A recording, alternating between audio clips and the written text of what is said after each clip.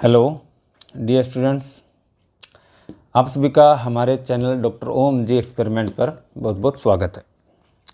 अब जैसे कि आप सभी को मालूम है कि फ़िलहाल जो है वो कोरोना की सेकेंड वेव आ रखी है, जिसे अपने कोविड-19 भी बोला था। और इसकी जो ये सेकेंड वेव है ये काफ़ी ज़्यादा ख़तरनाक है। तो इसीलिए गवर्नमेंट ने बहुत बड़े स्तर पर जो है वो अलग अलग जितने भी डिपार्टमेंट्स हैं उनके एग्ज़ाम वगैरह है, या जितने भी डिपार्टमेंट है या जितने भी क्रिया हो रही है वो उन सभी को ऑलमोस्ट बंद कर रखा है। तो इसी के चलते आपको मालूम है कि अपने एग्ज़ाम भी जो है वो पोस्टपोन हो चुके हैं। पहले ये मई के पहले फर्स्ट वीक से स्टार्ट होने थे, लेकिन अभी जो है अपने एग्ज़ाम पोस्टपोन हो चुके हैं और ये डेट पता नहीं कब आने वाली है। ऐसा उम्मीद लगाई जा रही है कि डेट जो है वो आ सकती है कब तक, जून के लास्ट तक। सबसे बड़ी प्रॉब्लम ये है कि ये जो डेट देंगे ना, इस डेट में कम से कम आपको ज़्यादा से ज़्यादा पहले 15 या 20 दिन का टाइम मिलेगा। मैक्सिमम 15 से 20 दिन का टाइम मिलने वाला है और ये टाइम बहुत कम है। इतने टाइम के अंदर अगर आप लोगों ने इन दिनों में मेहनत नहीं की है, जैसे कि अपना लास्ट स्कूल जो लगा था वो 15 अप्रैल को लगा था, और इसके बाद आज कितनी डेट हो चुकी है, आज हो चुकी है 4 मई। तो अगर आप लोगों ने इतने टाइम में अगर कुछ स्टडी नहीं की है इस 4 मई तक, तो आपके बहुत बड़ी समस्या होने वाली है, क्योंकि इतने टाइम के अंदर आप लोग अपने माइंड से सब कुछ निकाल चुके हो और उसके बाद आपको जब 15 से 20 दिन का टाइम मिलेगा तो उस टाइम में आप कुछ भी रिवाइज नहीं कर पाओगे। आपको ऐसा लगेगा जैसे ये क्या हो रहा है, ये क्या हो रहा है। सभी के साथ होता है, आपके साथ ही नहीं। तो आज अपने जो यहाँ है अपने इस चैनल पे ये इस कोविड-19 के कारण जो स्टडी के अंदर बहुत बड़े लेवल पर जो लॉस हो रहा है, उस लॉस को अपने से सोच रहे हैं कि स्टूडेंट्स के लिए कम करें। पॉसिबल हो तो मतलब उनको अलग अलग क्लासेज अवेलेबल करवाई जाए, ऐसा हमारा प्लान है। तो इसी के लिए हम लोगों ने क्लास 12th के लिए रिवीजन जो है केमिस्ट्री का वो स्टार्ट किया है। और इसके अंदर अपना एक जो लेसन है स्टीरियो केमिस्ट्री, वो अपने स्कूल में दरअसल रह चुका है। तो सबसे पहले इसको स्टीरियो केमिस्ट्री लेसन को कंप्लीट करेंगे, और काफ़ी छोटा सा लेसन है, मैक्सिमम 4 to 5 लेक्चर होंगे इसके मैक्सिमम, ठीक है। और इसके बाद जो है वो अपने रिवीजन स्टार्ट करेंगे केमिस्ट्री का। अब यहाँ ध्यान रखने की वाली क्या चीज़ है, ध्यान रखने वाली ये चीज़ है कि पहले तो ये कि आपके साथ में जितने भी स्टूडेंट्स हैं, जितने भी स्कूल के स्टूडेंट्स हैं, अदर स्कूल के स्टूडेंट्स हैं जिनके यहाँ क्लासेस नहीं लग रही है, तो आप उनको ये क्लासेस ज़रूर सजेस्ट करोगे, क्योंकि ये जो क्लासेज हैं ये इन बोर्ड के स्टूडेंट्स के लिए माइलस्टोन प्रूव होने वाली है। बिकॉज ये सारा का सारा रिवीजन अपने करने वाले हैं बहुत ही अच्छे तरीके से और बहुत ही फटाफट करने वाले हैं। तो केमिस्ट्री आपकी मुट्ठी में कर देने वाले हैं, मुट्ठी के अंदर 5 मिनट का टाइम लगेगा और कुछ भी टाइम नहीं है। डेली अगर आप थोड़े टाइम रिवाइज करते हो घर पे और कुछ यहाँ क्लासेज अगर ढंग से देखते हो तो केमिस्ट्री आपके लिए बहुत ईजी हो जाने वाली है। तो अपने पहले लेसन स्टार्ट करेंगे स्टीरियो केमिस्ट्री। इससे पहले चैनल को सब्सक्राइब कर लेना, सब्सक्राइब करने के साथ शेयर करना, और शेयर करने के साथ अपना दोस्तों प्लान ये रहने वाला है कि इन क्लासेज को जो है वो लाइव करें। क्या करें? लाइव करें। लाइव करने से क्या होगा कि आपका इंटरेक्शन बहुत अच्छा होगा। आपके कुछ प्रॉब्लम होगी तो आपके हैंड टू हैंड जो प्रॉब्लम है उस प्रॉब्लम को सोल्व कर पाएंगे अपने। तो उस सॉल्यूशन के लिए अपने जो है इस तरह की जो है क्लासेज जो है वो ज़्यादा इफेक्टेबल हो, तो अपने चाहते हैं कि क्लासेज जो है वो लाइव हो। और लाइव होने के लिए कम से कम आप लोगों को करना क्या है, आप लोगों को जितने भी स्टूडेंट्स के पास ये पहुँचे और वो चाहते हैं कि लाइव करें, तो वो कमेंट के थ्रू, कमेंट के अंदर कुछ भी लिख के, जैसे मतलब एज अटेंडेंस, जैसे कि मान लो कि आपने लिख देते हो राधे राधे, तो राधे राधे लिख के लिखोगे, जिससे मेरे को मालूम चल जाएगा कि हाँ ये स्टूडेंट्स जो हैं वो इतने अटेंड कर रहे हैं और वो लाइव भी चाहते हैं। तो अपने फ्राइडे से मेरा प्लान है कि आज जैसे वेडनेसडे हो चुका है तो वेडनेसडे के बाद थर्सडे और थर्सडे के बाद फ्राइडे से अपने क्लासेज जो है वो लाइव कर सकें। अगर आपको यहाँ कुछ समझ में नहीं आ रहा है तो आप कमेंट बॉक्स में लिख भी सकते हो। अगर आपको कुछ मतलब यहाँ विजुअल में कुछ प्रॉब्लम है तो वो भी आप मेरे को बता सकते हो। तो चलिए दोस्तों अपने करते हैं लेसन को स्टार्ट। अपने चैनल का नाम है डॉक्टर ओम जी एक्सपेरिमेंट और मेरा नाम है कैलाश शर्मा, ठीक है। चलिए दोस्तों स्टार्ट करते हैं अपने लेसन को। ढंग से पढ़ना है, आप लोगों को घर पे रिवाइज करना है। आज जो है आज अपने इस लेसन का बड़े बड़े तौर पे ओनली इंट्रोडक्शन ही करने वाले हैं। आज की जो क्लास है वो अपने इस लेसन को इंट्रोडक्शन करेंगे।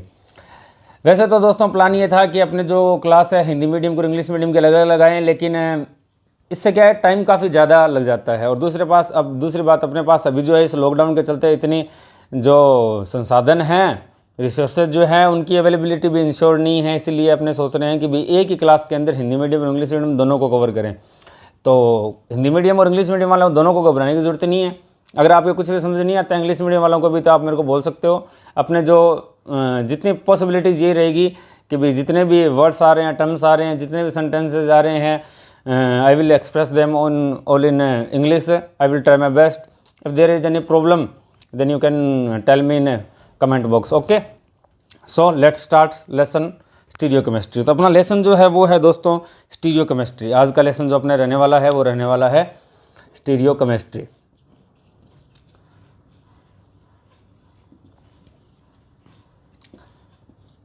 काफ़ी छोटा लेसन है। ऑर्गेनिक केमिस्ट्री के अंदर ये लेसन दे रखा है अपने को। स्टीरियो केमिस्ट्री नाम का ये लेसन ऑर्गेनिक केमिस्ट्री में दे रखा है और काफ़ी छोटा लेसन है, कोई खास टिपिकल नहीं है। हिंदी में इस लेसन को नाम बोलते हैं त्रिविम रसायन। क्या नाम देते हैं इसको दोस्तों? त्रिविम रसायन देते हैं। हो सकता है थोड़ी राइटिंग में क्या है चेंजेस आ जाए, क्योंकि वहाँ बड़े बोर्ड पे लिखते हैं तो वहाँ काफ़ी ऐसे फ्री होकर लिख पाते हैं, और यहाँ जो है वो मैंने आपको पहले बताया कि इतने जो रिसोर्सेज हैं वो अवेलेबल नहीं है।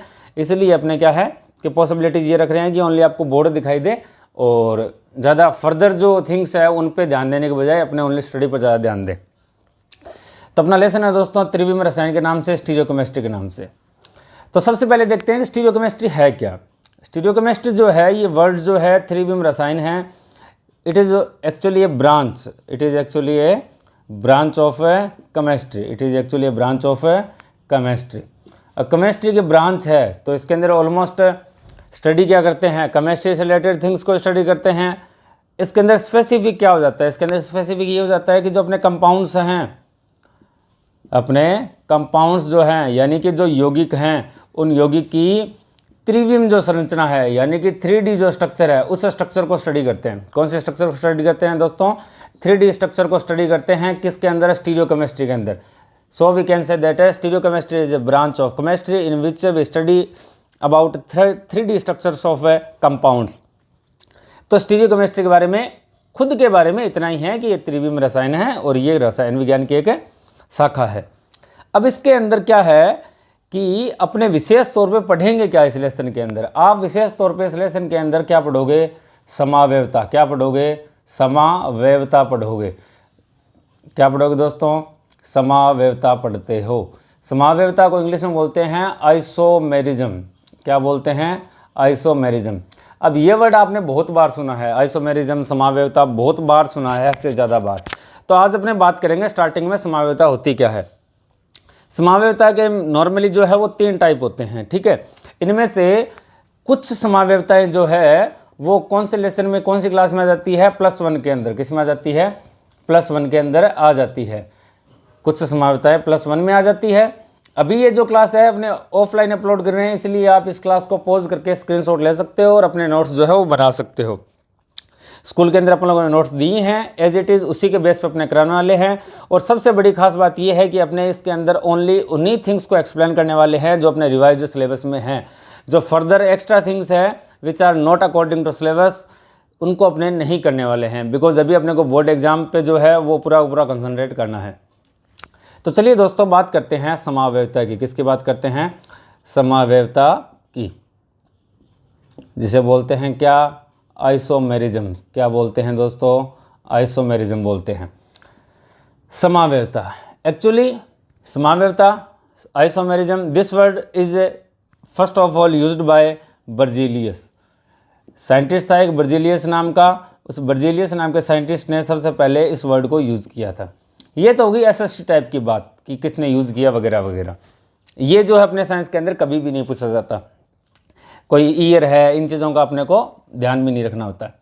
तो समावयवता जो है ये होती क्या है, अपने बात करते हैं आगे। अब इसकी समावयवता में ध्यान रखने वाली बात है, यह एक विशेष, कह सकते हो कुछ यौगिकों का गुण होता है। क्या होता है? कुछ यौगिकों का गुण।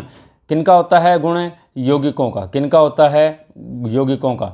सो we can say that isomerism is a property of compounds. Isomerism is a property of compounds. अब ये कौन सी प्रॉपर्टी होती है, इस बात पे ध्यान देने की आवश्यकता है। देखो समावयवता में क्या होते हैं, जैसे कि मान लो एक यौगिक है ए, एक यौगिक है बी, एक यौगिक है ए, एक यौगिक है बी। एग्जाम्पल भी इनके लेंगे ए और बी के। एक बार अपने क्या है बस ओनली सीधा वर्ड देख लेते हैं, एक है ए और एक है बी। इन दोनों के जो मॉलिक्यूलर फॉर्मूले हैं यानी कि अणुसूत्र, क्या अणुसूत्र, जिसे क्या बोलते हैं मॉलिक्यूलर फॉर्मूला। ये जो मॉलिक्यूलर फॉर्मूला है ये तो क्या रहेगा सेम रहेगा, क्या रहेगा सेम रहेगा। ए और बी के लिए क्या रहने वाला है सेम रहने वाला है, क्या रहने वाला है अणुसूत्र रहने वाला है, या फिर मॉलिक्यूलर जो है वो सेम रहने वाला है। तो सर अगर दोनों में सेम है तो फिर दोनों में मतलब समावेता कैसे मालूम चलेगा, अणुसूत्र सेम है, मॉलिक्यूलर फॉर्मूला सेम है, but there structure is difference to each other. It means है उनकी जो स्ट्रक्चर है वो क्या होगी एक दूसरे से अलग अलग होगी। तो अपने क्या कहेंगे कि इनकी जो स्ट्रक्चर है यानी कि जो संरचना है वो क्या होगी भिन्न होगी। तो क्या कहूँगा मैं कि मॉलिक्यूलर, या फिर आप सीधा वर्ड ले सकते हो structure, the structure are vary from each other, यानी कि वो एक दूसरे से भिन्नता रखते हैं, ईच अदर। पूरी कोशिश की जा रही है कि दोस्तों कि हिंदी मीडियम और इंग्लिश मीडियम वाले दोनों को एक साथ कवर किया जाए। उसके बाद में भी अगर आपकी कोई प्रॉब्लम आ रही है किसी तरह की तो आप कमेंट बॉक्स में मेंशन कर सकते हो, ठीक है। और क्लास को दोस्तों स्किप मत करना, पूरी की पूरी देखना, क्योंकि अगर आपने थोड़ा सा कुछ भी स्किप करते हो तो बहुत बड़ी प्रॉब्लम आ जाने वाली है आपके लिए। तो दोस्तों समावयवता क्या है, समावयवता कहेंगे, समावयवता जो है वो एक किन्हीं यौगिकों का गुण होता है। क्या होता है किन्हीं यौगिकों का गुण होता है, जिसमें किन्हीं दो यौगिकों की अणुसूत्र तो उनका क्या रहता है सेम रहता है, लेकिन उनकी संरचना क्या रहती है भिन्न भिन्न रहती है। इनकी संरचना क्या रहती है भिन्न भिन्न रहती है। अपने कहेंगे कि उनकी संरचनाएं जो है their structure are vary from each other but their molecular formula are almost नहीं, their molecular formula is same, ठीक है, पूरा पूरा सेम होता है। तो देखते हैं एग्जाम्पल लेते हैं, कोई एक छोटा सा एग्जाम्पल कैसे मालूम चलेगा अपने को। तो देखो दोस्तों एग्जाम्पल देखते हैं अपने। मैं अब लिखता हूं एक क्या ईथर, सेकंड में लिखता हूं एल्कोहल, ठीक है। जैसे मैंने ईथर का फॉर्मूला लिखा, एक ईथर लिखा CH3OCH3, ठीक है, डाईमेथिल ईथर। और दूसरा मैं लिखता हूं CH3CH2OH, ठीक है। इसका जो नेम है वो नेम है डाई मैथिल ईथर, और ये जो इसका जो नेम है इसका नाम है एथेनॉल। अब इन दोनों की बात करते हैं। ये तो होगी इनकी स्ट्रक्चर। अगर इसका फॉर्मूला देखें, इसका फॉर्मूला देखें तो 2 कार्बन, C2, हाइड्रोजन कितने हैं 6, 6 और 1 ऑक्सीजन। यहाँ कार्बन कितने हैं 1, 2, हाइड्रोजन कितने हैं 3 and 2, 5, 5 and 1, 6 and oxygen is 1. So molecular formula of ether is C2H6O और डाईमेथिल ईथर, इसका जो फॉर्मूला है वो क्या हो गया C2H6O। और एल्कोहल जो है एथेनॉल, इसका मोलिकुलर फॉर्मूला गया C2H6O। इट मीन्स है अगर अपने को सीधा ऐसे लिख दिया जाए कहीं क्या कि C2H6O और C2H6O, ये फॉर्मूला किसके हैं दोनों बताने हैं, दोनों सेम हैं। देखने से आप क्या इनमें डिफ्रेंशिएट कर सकते हो क्या, C2H6O और C2H6O इन दोनों में कोई डिफरेंस है क्या, no, there is no difference between first molecular formula and second molecular formula. So how can we differentiate between both of them. तो इसके लिए अपने को मालूम होना चाहिए कि इसकी स्ट्रक्चर क्या है, इसकी स्ट्रक्चर क्या है। नेम आप लोगों ने लिख लिया होगा, इसका नेम है डाईमेथिल ईथर और इसका नाम है एथेनॉल। तो यहाँ क्या अपनी समावयवता आइसोमेरिज्म की जो कंडीशन है वो कंप्लीट हो रही है क्या, कौन सी कंडीशन है, कंडीशन ये है कि उनका अणुसूत्र मोलिकुलर फॉर्मूला क्या होना चाहिए सेम होना चाहिए। तो हाँ सर उनका मोलिकुलर फॉर्मूला सेम है, लेकिन उनकी संरचना जो स्ट्रक्चर है they should be very from each other. क्या इनके स्ट्रक्चर अलग अलग है क्या, हाँ सर। एल्कोहल का स्ट्रक्चर जो है ये इसके अंदर OH फंक्शनल ग्रुप होता है और ईथर के अंदर ROR, इस तरह की अपने को स्ट्रक्चर मिल रही है। किस तरह की ROR, और ये क्या होता है अपना ईथर होता है। तो इन दोनों की इसी वजह से स्ट्रक्चर की वजह से इनके जो फिजिकल प्रॉपर्टीज है, कौन सी प्रॉपर्टीज है फिजिकल प्रॉपर्टीज, और सेकंड कौन सी केमिकल प्रॉपर्टीज, दोनों ही प्रॉपर्टीज में बहुत ज़्यादा डिफरेंस आ जाते हैं। इन दोनों की प्रॉपर्टीज में क्या आ जाते हैं बहुत ज़्यादा ही डिफरेंस आ जाते हैं। इसकी प्रॉपर्टी में उसकी प्रॉपर्टी में बहुत ज़्यादा डिफरेंस। अपन लोगों ने लेसन कर भी चुके हैं इथेनॉल अल्कोहल का। अगर इनके अपने फिजिकल और केमिकल प्रॉपर्टीज़ की बात करें तो वहाँ बहुत सारी रिएक्शन अपन लोगों ने पढ़ी है, बहुत सारी फिजिकल प्रॉपर्टीज़ पढ़ी है, अपने बॉइलिंग पॉइंट पढ़ा है इनका, अपन लोगों ने कि जो फिजिकल स्टेट है उनके बेस पे भी पढ़ा है इनको। तो इजीली इन दोनों को इस बेस पर डिफ्रेंशिएट किया जा सकता है कि इनकी जो प्रॉपर्टीज़ होती है उनमें बहुत ज़्यादा डिफरेंस आ जाता है। ये हाइड्रोजन बॉन्ड का फॉर्मेशन करता है, ये हाइड्रोजन बॉन्ड की फॉर्मेशन है नहीं कर पाएगा, इतने स्ट्रांगली नहीं कर पाएगा, बिकॉज इसमें क्या आता है, पोलर मोमेंट आ जाता है, उसकी वजह से कुछ जो है वो डायपोल अट्रैक्शन फोर्स जरूर लगता है। और अगर सिंगल बॉइलिंग पॉइंट के लिए बात करें तो, और इसके अलावा मैंने बता दिया हाइड्रोजन बॉन्ड का फॉर्मेशन करता है, ये इतना स्ट्रांगली हाइड्रोजन बॉन्ड का फॉर्मेशन नहीं कर पाता। चलिए दोस्तों, इसके बाद बात करते हैं आगे की। अब आगे क्या है, ये होगी इनकी फिजिकल प्रॉपर्टीज और केमिकल प्रॉपर्टीज में जो डिफरेंस आते हैं। अपन लोगों ने एग्जांपल भी देख लिया, ईथर का और एल्कोहल का एग्जांपल देख लिया। तो ये अपनी है आइसोमेरिज्म। क्या है अपनी आइसोमेरिज्म। तो अब क्या करें, आइसोमेरिज्म को और देखें थोड़ा सा आगे।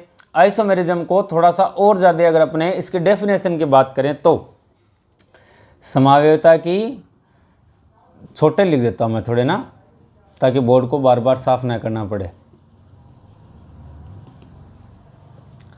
समावयवता या आइसोमेरिज्म की क्या बात करें इनकी डेफिनेशन के बेस पे, तो अपने कहेंगे कि किन्हीं दो यौगिकों का अणुसूत्र तो क्या हो, समान हो। क्या हो, अणुसूत्र तो समान हो, क्या हो, समान हो, लेकिन उनकी संरचना क्या हो, भिन्न भिन्न हो। उनकी संरचना क्या हो, भिन्न भिन्न हो, जिसकी वजह से उनके जो रासायनिक और भौतिक गुण हैं उनके अंदर क्या आ जाए, डिफरेंस आ जाए। तो इस तरह के जो यौगिक हैं वह क्या कहलाएंगे, उन्हें बोलते हैं दोस्तों समावयवी। इस बात को ध्यान देना, क्या बोलते हैं उनको, समावयवी बोलते हैं, यानी कि इन्हें बोलते हैं आइसोमर्स।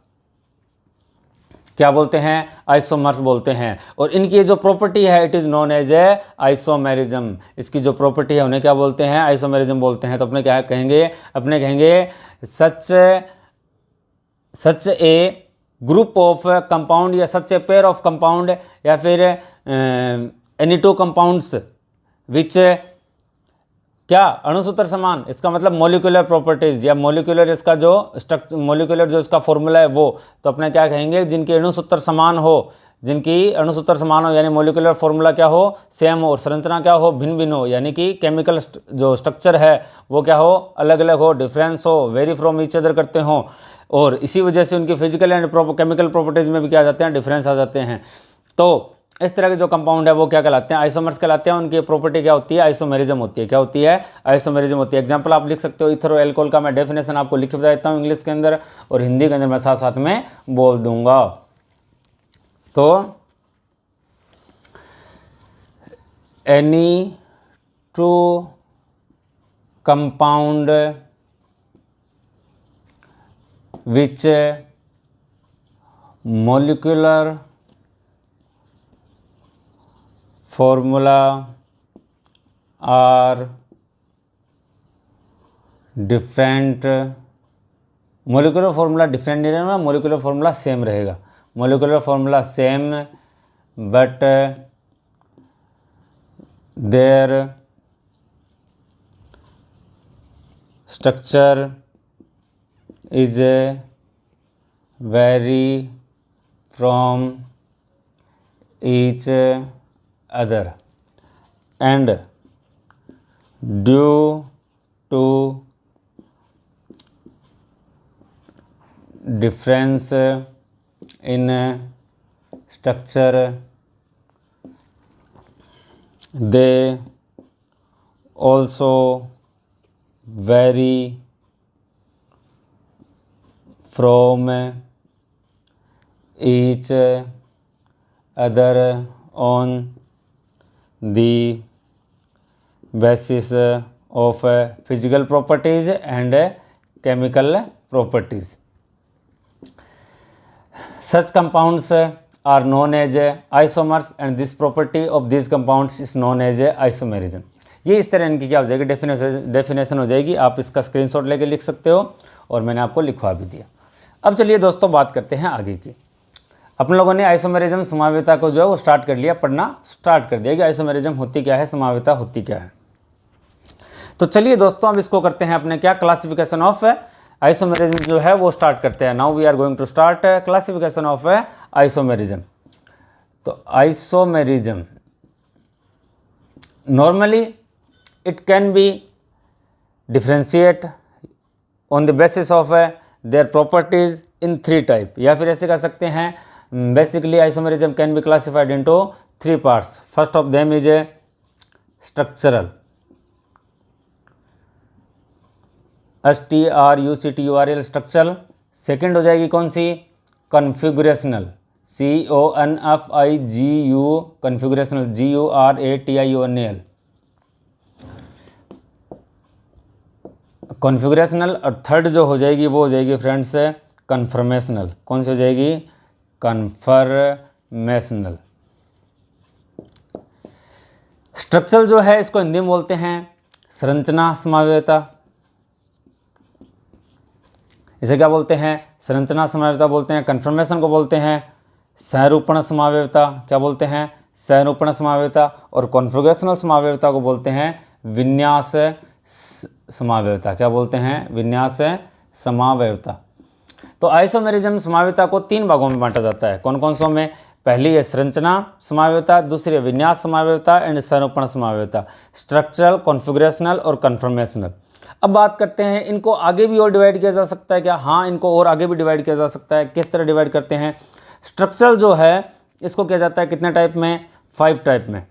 अलग अलग इसके और भी आगे टाइप है, कितने टाइप है टोटल, 5 टाइप है। वो 5 टाइप कौन कौन से हैं, फर्स्ट है श्रृंखला समावेयता। कौन सी समावेयता दोस्तों, श्रृंखला समावेयता। समावेयता वर्ड में बार बार नहीं लिखने वाला। पहली जो है वो श्रृंखला समावेयता है, दूसरा जो है वो है स्थिति समावेयता। कौन सी है दोस्तों, स्थिति समावेयता। तीसरी जो समावेयता है वो है क्रियात्मक समूह समावेयता। कौन सी है दोस्तों, क्रियात्मक समूह समावेयता। जो चौथी है वो है मध्यावयवता। कौन सी है दोस्तों, मध्यावयवता। और जो 5वीं है वो है चलावयवता। क्या है, चलावयवता। श्रृंखला समावेयता को क्या बोलते हैं, चेन आइसोमेरिज्म। क्या बोलते हैं दोस्तों, चेन आइसोमेरिज्म। स्थिति को बोलते हैं पोजीशन आइसोमेरिज्म। क्या बोलते हैं दोस्तों, पोजीशन आइसोमेरिज्म। क्रियात्मक समूह है, इसको क्या बोलते हैं, इसको बोलते हैं दोस्तों फंक्शनल आइसोमेरिज्म। कौन से बोलते हैं, फंक्शनल आइसोमेरिज्म। एंड मध्यावयवता is known as a metamerism. क्या बोलते हैं इसे, मेटामेरिज्म। एंड चलावयवता is known as a tautomerism. क्या बोलते हैं इसे, टोटोमेरिज्म बोला जाता है। So we can say that structural isomerism can be classified into 5 parts. First of them is श्रृंखला समावेयता, चेन आइसोमेरिज्म, सेकंड इज स्थिति पोजीशन आइसोमेरिज्म, थर्ड इज क्रियात्मक समूह समावेयता फंक्शनल, और फोर्थ होगी मध्यावयवता मेटामेरिज्म, एंड फिफ्थ इज चलावयवता टोटोमेरिज्म।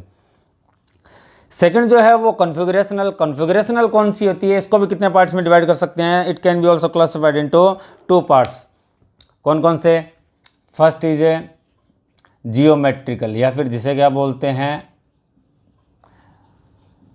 ज्यामिति समावेयता। क्या बोलते हैं, ज्यामिति समावेयता बोलते हैं। देखो दोस्तों कि अपने यहाँ स्कूल में जिन स्टूडेंट्स को नोट्स मिले हैं उनके अंदर यहाँ जियोमेट्रिकल ज्यामिति ही है।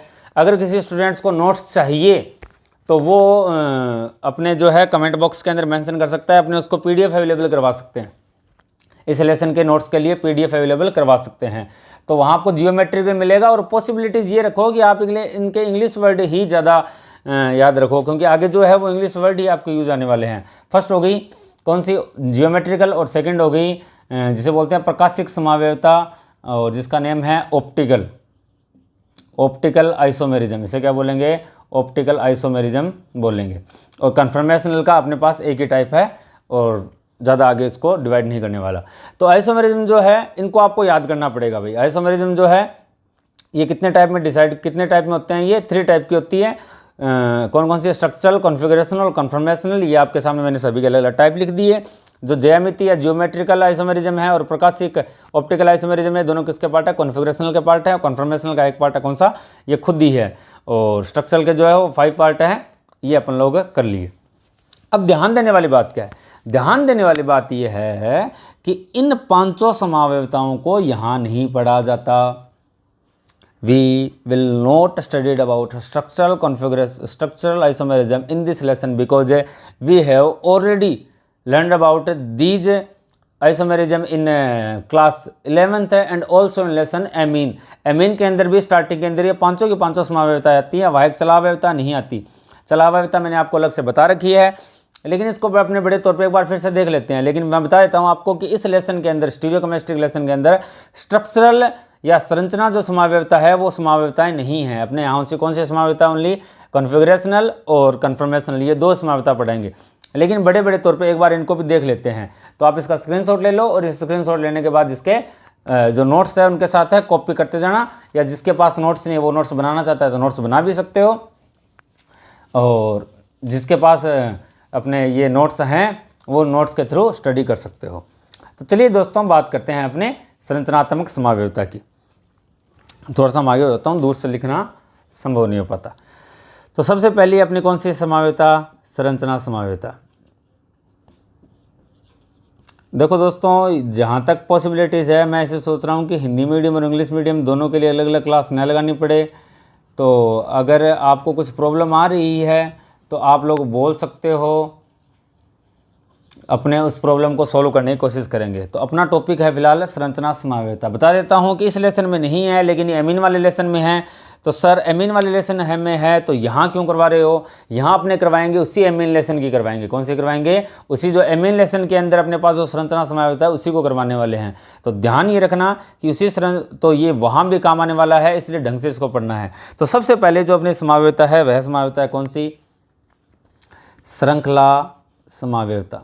कौन सी समावयवता दोस्तों? श्रृंखला समावयवता, या जिसे आप लोगों ने नेम दिया था चेन आइसोमेरिज्म। अब इसके अंदर रहता क्या है? इसके अंदर ज़्यादा कुछ खास नहीं रहता है, इसके अंदर केवल श्रृंखला बदलती है। क्या बदलती है? श्रृंखला बदलती है। किस बेस पे करेंगे अपने? मैंने आपको पहले बता दिया कि we will describe structural isomerism in on the basis of amine, because amine के अंदर ऑलरेडी ये है तो वहाँ आपके काम आ जाने वाली है। ये आपका रिवीजन हो रहा है, ध्यान रखना। ये एमीन के लेसन का जो फर्स्ट उसकी समावयवता है वो आपका रिवीजन हो रहा है। बहुत ही ज़बरदस्त बात है ये, इसलिए ध्यान से देखते रहना इसको। तो चेन आइसोमेरिज्म की खास बात क्या है? इसके अंदर आपकी केवल श्रृंखला बदलती है। पहले आप लोगों ने क्या कहा था? समावयवता होती क्या है? जिसका जो मोलिकुलर फॉर्मूला जो है, यानी कि जो अणुसूत्र है वो क्या होता है? डिफरेंट होता है जिनका। और दूसरा उनकी जो मोलिकुलर फॉर्मूला जो है वो सेम होता है, और जो स्ट्रक्चर है जो उनकी वो क्या होती है? वो डिफरेंट होती है। अगर ये दोनों इस तरह की प्रॉपर्टीज मिले तो वहाँ आपको समावयवता मिलेगी, आइसोमेरिज्म मिलेगी। तो क्या ऐसा होता है क्या? हाँ सर, अपने को यही ध्यान देना है कि जो मोलिकुलर फॉर्मूला है वो सेम रहे और स्ट्रक्चर में क्या आ जाए? चेंज आ जाए। तो मैं एक स्ट्रक्चर लिख के बताता हूँ और आप बताना कि क्या उसके अंदर ये अपने आइसोमेरिज्म के जो कंडीशंस है वो कंप्लीट हो रही है, रिक्वायर्ड जो अपनी कंडीशंस है वो कंप्लीट हो रही है फिर नहीं हो रही। तो ध्यान देना, मैं लिखता हूँ CH3 CH2 CH2 CH2 NH2। काफ़ी बड़ा हो गया, मैं छोटा लिख देता हूँ ना, क्योंकि आगे फिर सेकंड स्ट्रक्चर भी लिखनी है। CH3 CH2 CH2 CH2 और NH2। एक तो अपना ये हो गया। एक मैं लिखता हूँ ऐसे स्ट्रक्चर लिखता हूँ CH3 CH CH3 CH2 1 2 3 4 और यहाँ NH2। इन दोनों की बात करते हैं। एमीन लगा दिया मैंने, NH2 लगा दिया, एमीन है, ठीक है। कितने डिग्री एमीन है? 1 डिग्री एमीन है, ठीक है। अब देखो इसके अंदर क्या रहता है। कार्बन कितने? 1 2 3 4 1 2 3 4 सेम है। Hydrogen 3 N2 5 N2 7 N2 9 N2 11 3 N1 4 N3 7 N2 9 N2 11 complete है। नाइट्रोजन 1 है, नाइट्रोजन 1 है। तो कह सकते हो कि सर इनका मोलिकुलर फॉर्मूला जो सेम है। क्या स्ट्रक्चर सेम है क्या? नो वे, स्ट्रक्चर सेम नहीं है। और स्ट्रक्चर में क्या हो गया? स्ट्रक्चर में ब्रांच बन गई। क्या बन गई? ब्रांच बन गई। ब्रांच बनने से क्या होता है सर? ब्रांच बनने से बॉइलिंग पॉइंट में डिफरेंस आ जाते हैं।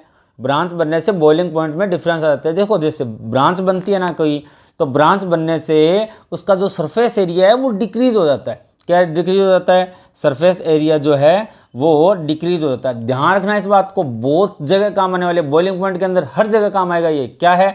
कि अगर कोई जो कंपाउंड्स है उनमें ब्रांच बन रही है तो ब्रांच बनने से उनका सरफेस एरिया जो है वो डिक्रीज हो जाता है, और सरफेस एरिया डिक्रीज होने से क्या होगा, सरफेस एरिया डिक्रीज होने से वैन डर वाल्स फोर्सेज जो है वो भी डिक्रीज हो जाते हैं, और van der Waals force decrease होने से क्या होगा, वैन डर वाल्स फोर्सेज जो है वो अगर डिक्रीज होंगे तो क्या होगा, बॉइलिंग पॉइंट भी डिक्रीज होगा।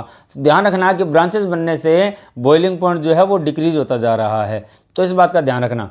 आइसोमेरिज्म की बात कर रहा हूँ, आइसोमर्स के लिए बात कर रहा हूँ, आइसोमर्स के लिए होता है ओनली ये जो अपन लोगों ने कंपैरिजन किया है, the comparison that we studied is on the basis of only isomers and isomerism. तो अलग अलग के लिए अप्लाई मत करना, कहीं आइसोमर्स दे रखे हो तो वहाँ ही आपका जो रूल है वो परफेक्ट रहता है। तो इन दोनों की स्ट्रक्चरल जो है उनके डिफरेंस की वजह से इसके प्रॉपर्टीज में भी क्या हो गया, डिफरेंस हो गया, ये तो अपने को मालूम चल गया। तो क्या अब अपने यहाँ श्रृंखला समावेशिता इसको नाम क्या दिया, क्योंकि ये जो चेन है ये देखो अलग अलग नहीं लग रही क्या, यहाँ क्या है, मैथ एथ प्रो ब्यूट एन ब्यूटेन है, ये NH2 को छोड़ दो, और ये क्या है, ये आइसोब्यूटेन है, क्या है, आइसोब्यूटेन है। समझाई क्या दोस्तों बात, एक क्या है आइसोब्यूटेन है और दूसरा क्या है, दूसरा अपने पास है अनब्यूटेन है। तो इन दोनों में इतना डिफरेंस है, इतने डिफरेंस होने की वजह से, इन दोनों में इतना डिफरेंस होने की वजह से क्या हो जाता है, इनके अंदर श्रृंखला समावेशिता हो गई, क्योंकि अपनी जो स्ट्रक्चर है उसमें डिफरेंस हो गया ओनली। तो इसका नेम देखें तो इसका नेम क्या होगा, अनब्यूटिल, ब्यूटेन से क्या बन जाएगा, ब्यूटिल, अनब्यूटिल एमीन, और ये हो जाएगा आइसोब्यूटिल एमीन। आर एल्केन में से एक अगर वैलेंसी फ्री कर दे तो उसे क्या बोलते हैं, अपने एल्किल बोलते हैं, तो इसका ध्यान रखना।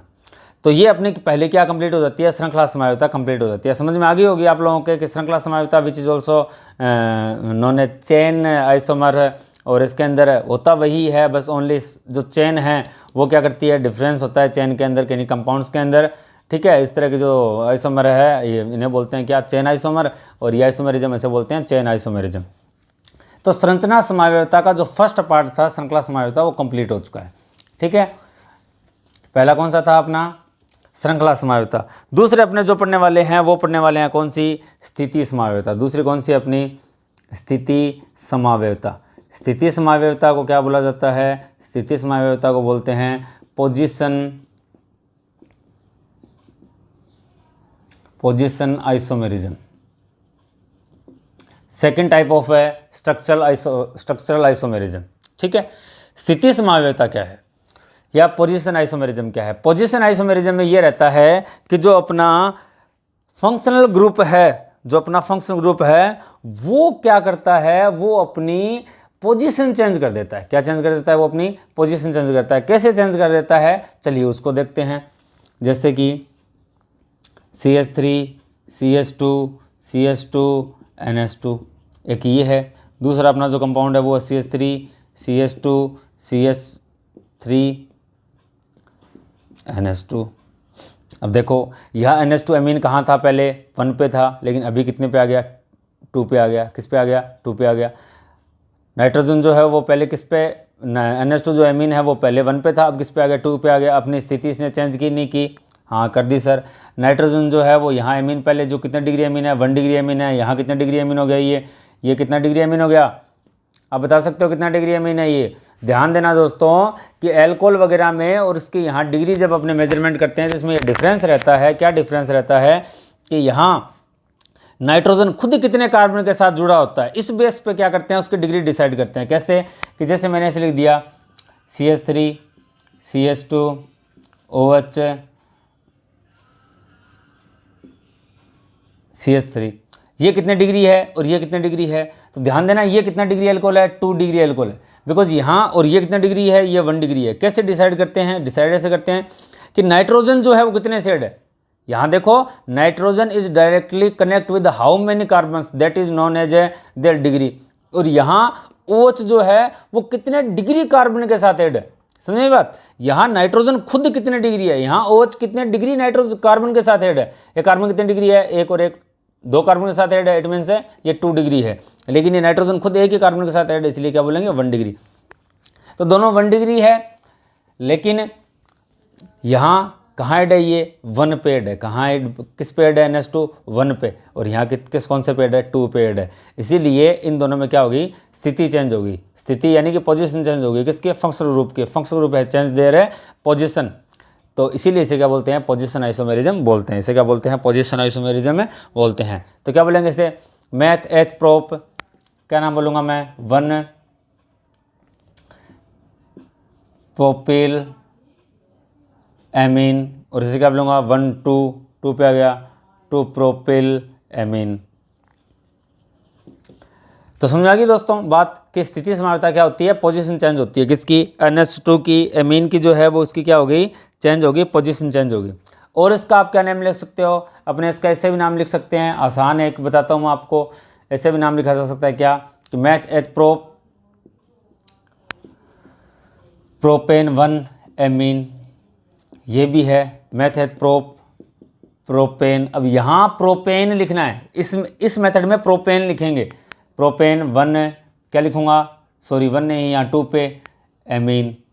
तो ये क्या होगी, स्थिति समावता होगी। ठीक है, ऐसे और बहुत से एग्जांपल मिल जाएंगे। जैसे आपको अगर इसमें आप क्या करो, एक कार्बन और बढ़ा दो, जैसे मैंने यहाँ कर दिया CH2, यहाँ कर दिया CH3, और यहाँ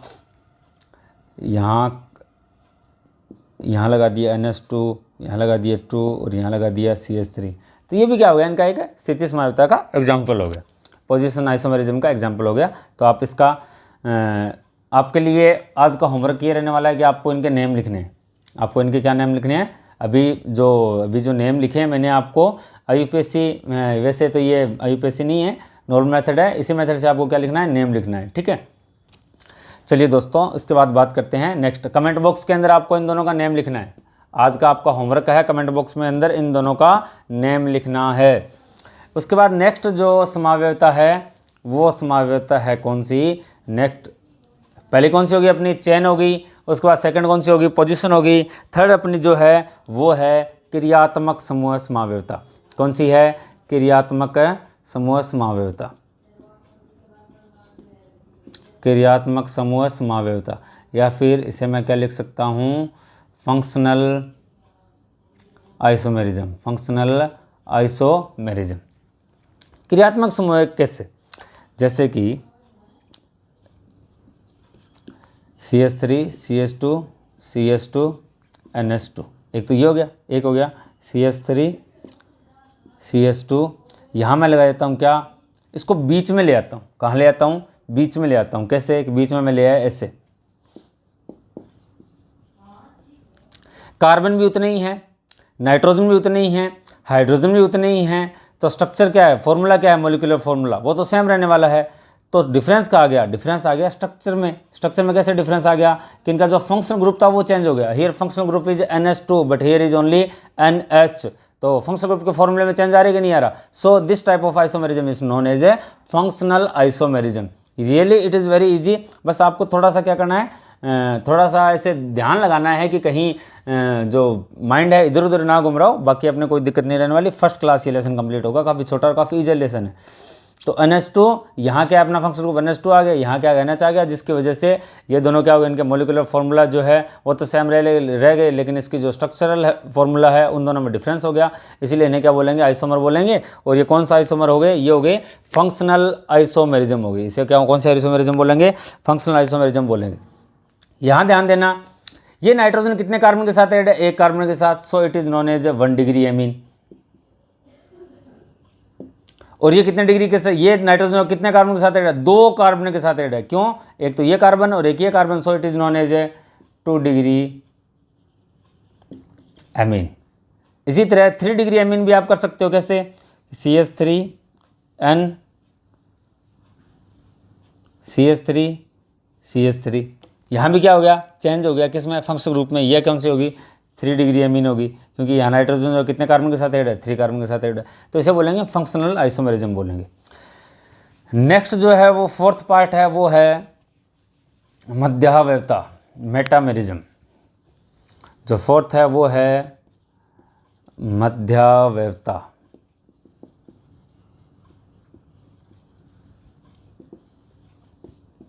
मेटामेरिज्म। मध्यावयवता का क्या मतलब है, मध्यावयवता का मतलब ऐसे है, एग्जाम्पल देख के आप देखो, एग्जाम्पल से अपने को मालूम चलेगा कि CH2 NH2 CH3, ठीक है।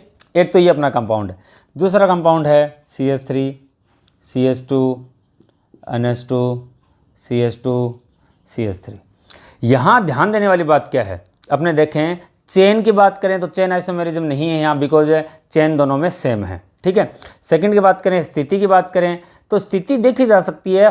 Position isomerism it can B found in this compounds, because यहाँ NH2 है वो 1 पे होगा, यहाँ NH2 जो है वो 2 पे होगा, ठीक है। चलो एक और देखें आगे। उसके बाद नेक्स्ट जो थर्ड अपन लोगों ने की थी फंक्शनल ग्रुप की, तो वो यहाँ भी NH2 है, यहाँ भी NH2 है, so it can not be found in this compounds. So अब अपने बात करते हैं मध्य अवयवता। इसके अंदर उसको कैसे डिफाइन किया जाता है। मध्य अवयवता ऐसी होगी कि यहाँ कि NH2, यहाँ NH2 की एक तरफ क्या है ओनली CH3 और एक तरफ क्या है C3 और H8 हो गया, ठीक है। दोनों तरफ क्या हो गया, ग्रुप क्या हो गए, डिफरेंट हो गए। यहाँ ग्रुप क्या है, अलग है, ये ग्रुप अलग है, ठीक है।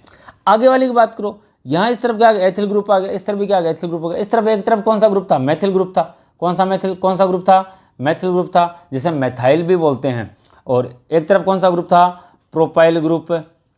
प्रोपाइल और प्रोपिल एक ही बात है, बस वो प्रोनाउंसिएशन में डिफरेंट है, ठीक है। अलग अलग लोग प्रोनाउंसिएशन जो है वो अलग अलग टाइप का यूज़ करते हैं, इसलिए कोई प्रोपाइल बोलता है, कोई प्रोपिल बोलता है, आपकी मर्जी, आप जो बोलना चाहो बोल सकते हो। यहाँ क्या हो गया, एथाइल, और यहाँ भी क्या हो गया, एथाइल। ऊपर वाले और नीचे वाले में डिफरेंस ये है, दोनों कंपाउंड्स में क्या डिफरेंस है कि दोनों में दोनों तरफ जो फंक्स ग्रुप है वो दोनों डिफरेंट हैं। इस टाइप का जो आइसोमेरिज्म होगी it is known as metamerism. इस टाइप की जो आइसोमेरिज्म होगी उसे क्या बोलेंगे, मेटामेरिज्म बोलते हैं। यानी कि दोनों तरफ कंपाउंड्स में डिफ्रेंशिएट हो रहा है कि नहीं हो रहा।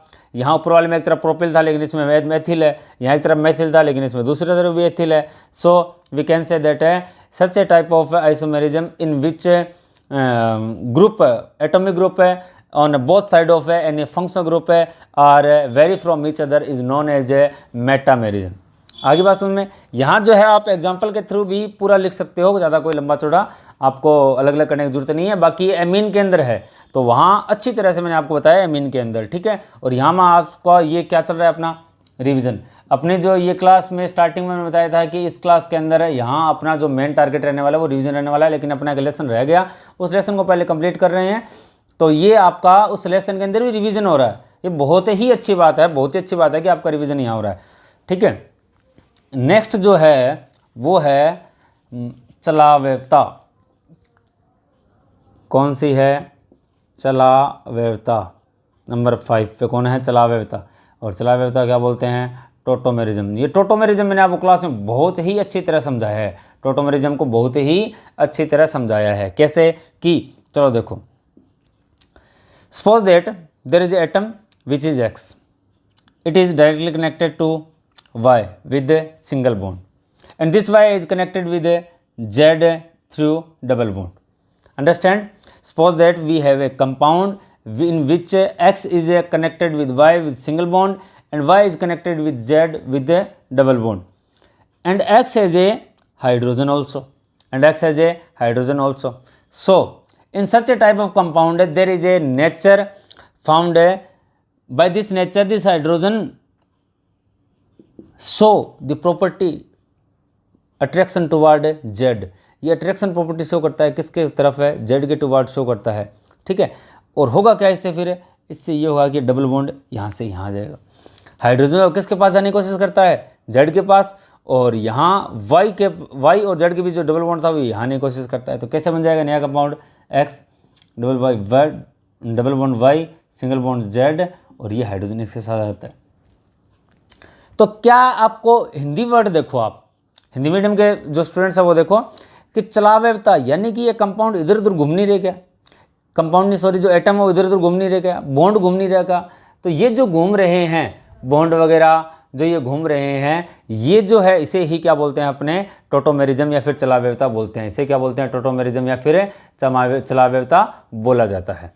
तो इसी के साथ दोस्तों अपना संरचना समावयवता जो है कंप्लीट होती है। ये काम कहाँ आता है ये मैंने आपको अच्छी तरह बताया है कि जहाँ अपने एजो सॉल्ट्स फॉर्म करते हैं, एजो लवण डाई एजो बेंजीन जो थे उनको फॉर्मेशन करते हैं किससे, एमीन से। तो वहाँ मैंने आपको अच्छी तरह बताया है कि किस तरह यहाँ नाइट्रोजन के पास यहाँ हाइड्रोजन होता है और यहाँ इस नाइट्रोजन के पास वो किस तरह कंपाउंड आते हैं, डबल बॉन्ड के थ्रू इसके पास जाता है, यहाँ यहाँ डबल बॉन्ड ऑक्सीजन था, यहाँ नाइट्रोजन इसके पास H था, यह हाइड्रोजन जब ऑक्सीजन के पास जाता है ये डबल बॉन्ड यहाँ जाता है, फिर एक H और आता है वो यहाँ OH को निकाल लेता है, फिर इस पर क्या जाता है पॉजिटिव आ जाता है, ये यहाँ अपने बॉन्ड के इलेक्ट्रॉन देता है, इस पर पॉजिटिव आ जाता है, डाइओनियम साल्ट्स का फॉर्मेशन होता है। वहाँ चला व्यवस्था को मैंने आपको अच्छी तरह बताया था। अगर किसी के चला व्यवस्था का ये एग्जाम्पल फिर से देना है तो आप कमेंट बॉक्स में लिख सकते हो, अपनी नेक्स्ट क्लास के अंदर इसको भी दे देंगे। तो ध्यान रखने वाली बात यह है कि यहाँ अपना जो संरचना समावेश है ये कंप्लीट होती है। ये कौन से लेसन में है, एमीन वाले लेसन में है। ये आपका जो रिवीजन है इसका कंप्लीट हो चुका है। और ध्यान रखना कि इस बार क्वेश्चन पेपर जो आने वाला है काफ़ी इजी आने वाला है। इसी तरह के टॉपिक्स जो है वो काफ़ी आएंगे, इसी तरह के टॉपिक से क्वेश्चन जो है काफ़ी पूछे जाएंगे। तो इस तरह के टॉपिक्स के अंदर आप लोगों को कोई भी कोताही नहीं, ढील नहीं छोड़नी है, थोड़ी बहुत भी। तो ये जो टॉपिक अच्छी तरह कवर करने हैं। तो आज इसी के साथ अपना आज का जो मटेरियल है वो कंप्लीट होता है। बाकी अपने करेंगे कल जो है अपने कॉन्फ़िगरेशनल आइसोमेरिज्म को स्टार्ट करेंगे। तो कंप्लीट होने से पहले, क्लास कवर करने से पहले कुछ चीज़ें ध्यान से देख लेना। पहले आपको करना क्या है कि एक बात ध्यान रखना, इस चैनल को सब्सक्राइब जरूर कर लेना। क्या कर लेना? सब्सक्राइब जरूर कर लेना, ठीक है। दूसरा, क्लास को सजेस्ट भी करना है अदर स्टूडेंट्स को, यानी कि शेयर करना है, ठीक है। और थर्ड क्या है? थर्ड ये है कि आप लोगों को कमेंट बॉक्स के अंदर अगर आपके कोई प्रॉब्लम है तो आप वो ज़रूर मेंशन करोगे। आपके डाउट जो कमेंट बॉक्स में ज़रूर मेंशन करोगे ताकि उनका सॉल्यूशन किया जा सके। फोर्थ, अपने चाहते हैं क्लासेस को लाइव करना स्टार्ट करें। लाइव करने के लिए आपको क्या करना पड़ेगा कि आपको ज़्यादा से ज़्यादा कमेंट बॉक्स के अंदर आपकी अटेंडेंस डालनी पड़ेगी ताकि मेरे को ऐसे मालूम चल जाए कम से कम 30 to 40 स्टूडेंट अगर अपने पास हो जाते हैं सभी ज्वाइन करने वाले, तो आप लोग आप लोग जो टाइम चाहते हो उस टाइम के अकॉर्डिंग अपने लाइव क्लासेज स्टार्ट कर सकते हैं। तो आपको इतनी चीज़ ज़रूर ध्यान रखनी है, सब्सक्राइब पे, शेयर पे, कमेंट बॉक्स पे, लाइव क्लासेस स्टार्ट करने के बेहतर पे। तो इन सभी को ध्यान रखने वाला। और मेन दोस्तों मैं बता देता हूँ कि जो कोरोना चल रहा है उसके रिगार्डिंग अपने खुद की और परिवार की ध्यान रखना। इस कोरोना के ऊपर अपनी बात करेंगे, बाद में करेंगे, लेकिन अभी अपनी जो है स्टडी ज़्यादा इंपॉर्टेंट है। बीच में कोरोना के लिए आपको मैं कुछ स्पेसिफिक थिंग्स बताता रहूँगा, जैसे कि जो चल रहा है 2 गज दूरी, मास्क का जरूरी, वो भी अच्छी बात है। लेकिन जहाँ तक पॉसिबल हो दोस्तों घर से बाहर मत निकलो, घर से बाहर ही मत निकलो, ये सबसे अच्छा है। घर से बाहर निकलोगे तो आप कुछ ना कुछ लेके ही आओगे साथ में। तो इसका ध्यान रखना कि अपने को अपना भी ध्यान रखना है, अपने परिवार वालों को भी ध्यान रखना है। बाहर नहीं निकलना है, बाहर निकलोगे तो आप लोग कोरोना लेके आओगे। उस टाइम चाहे आप कितना ही मास्क का यूज़ कर लो, चाहे कितना ही सैनिटाइज़र का यूज़ कर लो। क्यों? ये अपने नेक्स्ट क्लास के अंदर बताएंगे कि मास्क यूज़ करने के बावजूद आप अगर बाहर गए तो कोरोना लेके आओगे कैसे, सैनिटाइजर यूज़ करने के बावजूद भी आप कोरोना घर पे लेके आओगे कैसे, वो अपने बात करेंगे कल के। लेकिन इस टाइम तक आपको ध्यान रखना है कि घर पे अच्छे से स्टडी करनी है। पर डे 6 to 7 आवर जो है वो स्टडी को देने हैं, ताकि आपके पीछे जो 3-4 महीने की मेहनत है वो बर्बाद ना हो। 3-4 महीने में आप लोगों ने जितनी मेहनत की है वो ऐसे मान लो दोस्तों की सारी आपकी बेकार हो जाने वाली है अगर आप लोगों ने इस टाइम का यूटिलाइज नहीं किया तो। और I think that these classes are golden opportunity for you, so don't miss this opportunity and start and enjoy study. तो दोस्तों इसी के साथ आप लोगों के लिए शुभकामनाएं। क्लास ढंग से स्टार्ट करो, अच्छे से स्टडी स्टार्ट करो। इसके बाद मिलते हैं अपने कल। धन्यवाद।